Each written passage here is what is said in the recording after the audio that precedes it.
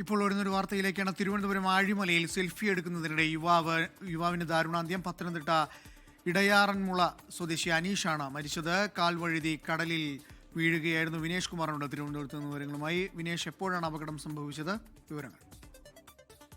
അനൂപ്, ഇന്ന് വൈകിട്ടായിരുന്നു ആഴിമലയിൽ സെൽഫി എടുക്കുന്നതിനിടെ യുവാവ് കാൽ വഴുതി കടലിലേക്ക് വീഴുകയായിരുന്നു. പത്തനംതിട്ട ഇടയാറന്മുള സ്വദേശി അനീഷാണ് മരിച്ചത്. 17 അംഗ സംഘം ആഴിമലയിലും പരിസരത്തും വിനോദയാത്രയ്ക്ക് എത്തിയതായിരുന്നു. ഇതിനിടയിലാണ് സെൽഫി എടുക്കുന്നതിനിടെ അനീഷ് കടലിൽപ്പെട്ടത്.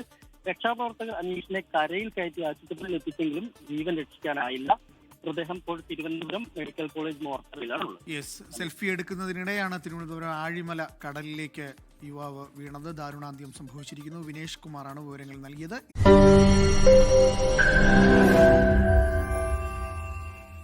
ലോകത്തെവിടെയായാലും ഏത് സമയത്തും 24 വാർത്തകളും ഓഗ്മെന്റഡ് റിയാലിറ്റി പാക്കേജുകളും എക്സ്പ്ലെയിനറുകളും വിശദമായി കാണാൻ ഞങ്ങളുടെ യൂട്യൂബ് ചാനൽ നിങ്ങൾക്ക് സബ്സ്ക്രൈബ് ചെയ്യാം.